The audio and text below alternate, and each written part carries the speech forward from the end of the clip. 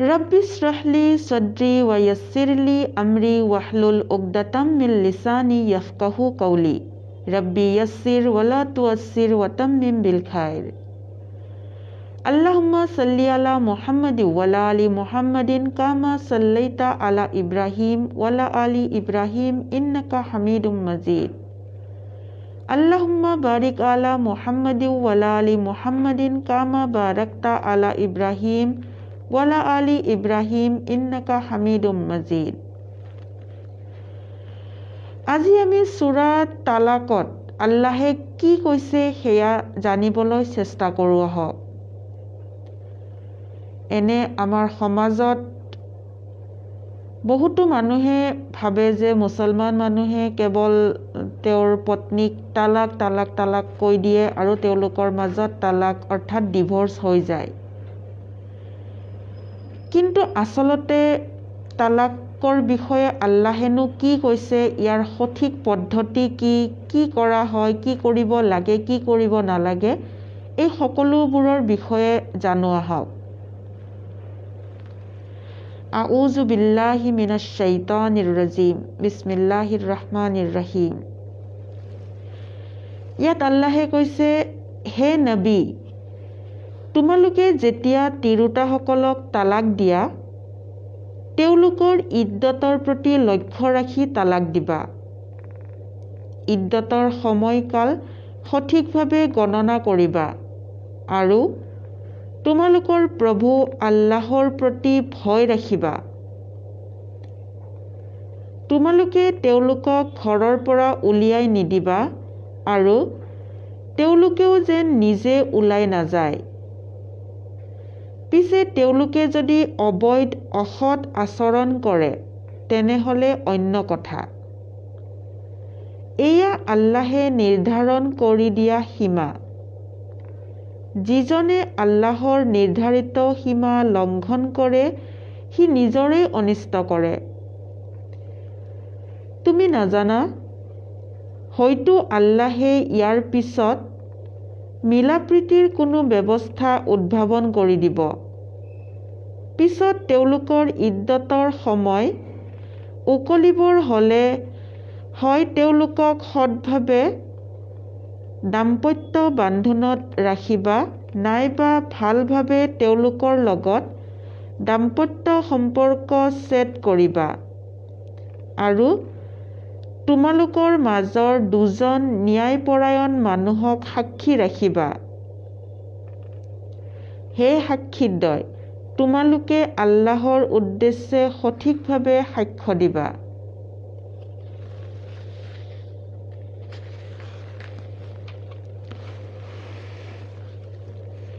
আল্লাহ আৰু পৰকালৰ প্ৰতি বিশ্বাস স্থাপন কৰা তোমালোকৰ প্ৰতিজন ব্যক্তিক এই উপদেশ দিয়া হৈছে, যি মানুহে আল্লাহক ভয় কৰি কাম কৰে, আল্লাহে তেওঁক সংকটৰ পৰা ওলাই আহিবলৈ কোনো পথ উলিয়াই দিব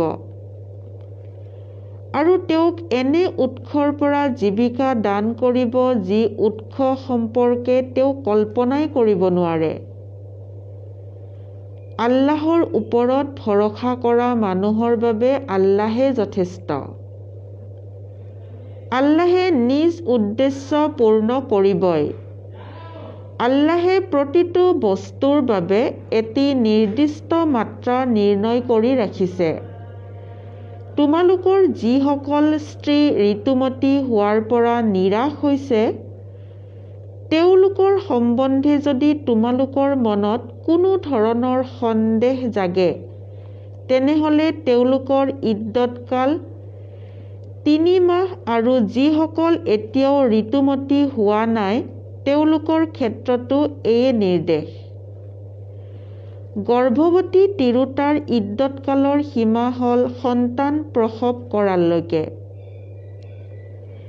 যি মানুহে আল্লাহক ভয় কৰে তেওঁৰ বাবে আল্লাহে সহজ আৰু সুবিধাজনক ব্যৱস্থা কৰি দিয়ে।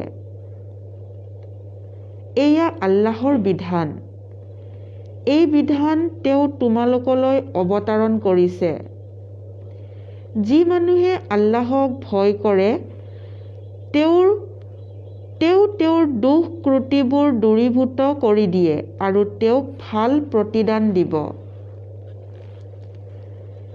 তোমালোকে তোমালোকৰ সামৰ্থ্য অনুসৰি যি ঘৰত বাস কৰা, ইদ্দতৰ সময়ছোৱাত সিহঁতকো সেই ঘৰত থাকিবলৈ দিবা। কষ্ট দিয়াৰ উদ্দেশ্যে সিহঁতক যাতনা নিদিবা। যদি সিহঁত গৰ্ভৱতী হয় তেনেহ'লে সন্তান প্ৰসৱ নকৰালৈকে সিহঁতৰ খৰচ বহন কৰি থাকিবা। যদি সিহঁতে তোমালোকৰ কেঁচুৱাক গাখীৰ খুৱায় তেনেহ'লে সিহঁতক তাৰ প্ৰাপ্য পাৰিশ্ৰমিক দিবা আৰু তোমালোকে আপোচতে গড়মিল কৰি সংগতভাৱে সেয়া নিৰ্ধাৰণ কৰিবা। কিন্তু যদি তোমালোকে পৰস্পৰে ঐক্যমতত উপনীত হোৱাত সংঘাত হয় তেনেহ'লে কেঁচুৱাটোক আন তিৰোতাৰ গাখীৰ খুৱাবা। অৱস্থাপন্ন মানুহে নিজ স্বচ্ছলতা অনুযায়ী খৰচ বহন কৰিব। যাৰ জীৱিকা সীমিত কৰি দিয়া হৈছে, আল্লাহে তাক দিয়া জীৱিকাৰ পৰাই সি সেই অনুযায়ী খৰচ কৰিব।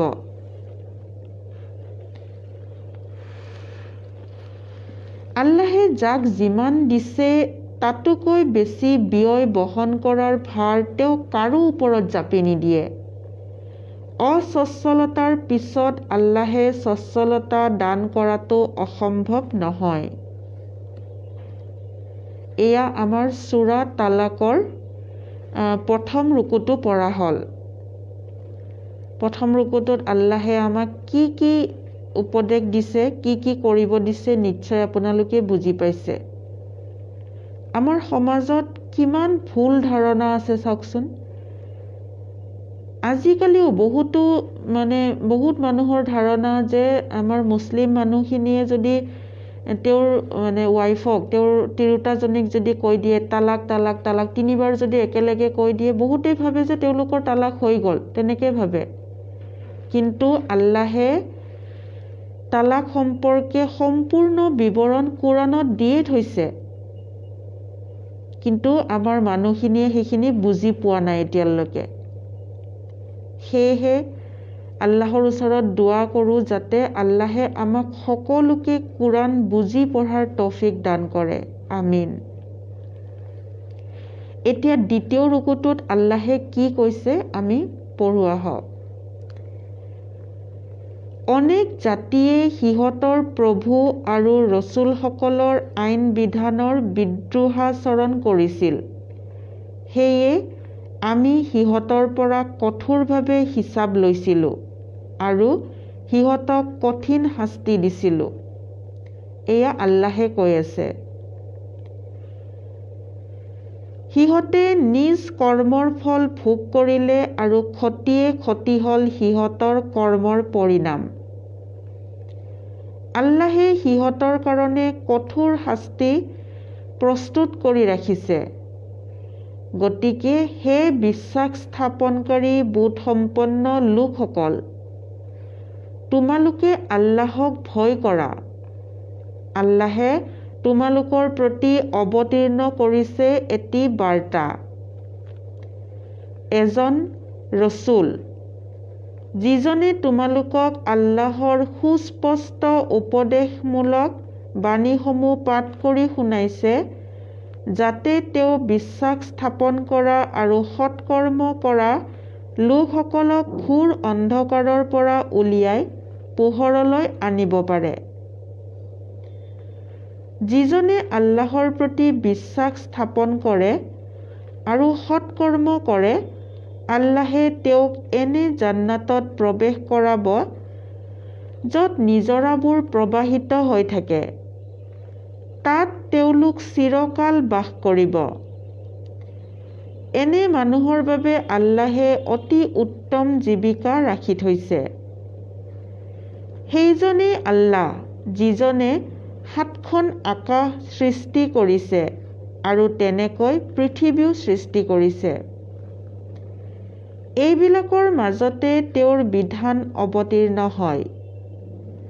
এই কথা তোমালোকক এই কাৰণে কোৱা হৈছে যাতে তোমালোকে উপলব্ধি কৰিব পাৰা যে আল্লাহ সকলো বিষয়তে ক্ষমতাবান আৰু আল্লাহৰ জ্ঞানে সকলোকে পৰিবেষ্টন কৰি আছে।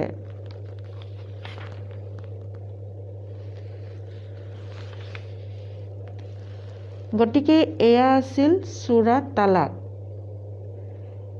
নিশ্চয় আমি বুজিব পাৰিছোঁ যে সূৰা তালাকত আল্লাহে আমাক কি উপদেশ দিছে, কি বিধান দিছে।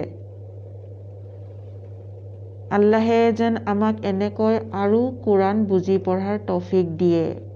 আমি এনেদৰে যাতে কোৰাণ সদায় বুজি পঢ়িব পাৰোঁ। আল্লাহে যাতে আমাক হিদায়ত দিয়ে, জ্ঞান দিয়ে। আমিন। তেনেহ'লে আজিৰ লাইভটো ইয়াতে এৰিছোঁ। আসসালামু আলাইকুম ওয়া ৰাহমাতুল্লাহি ওয়া বাৰাকাতুহু।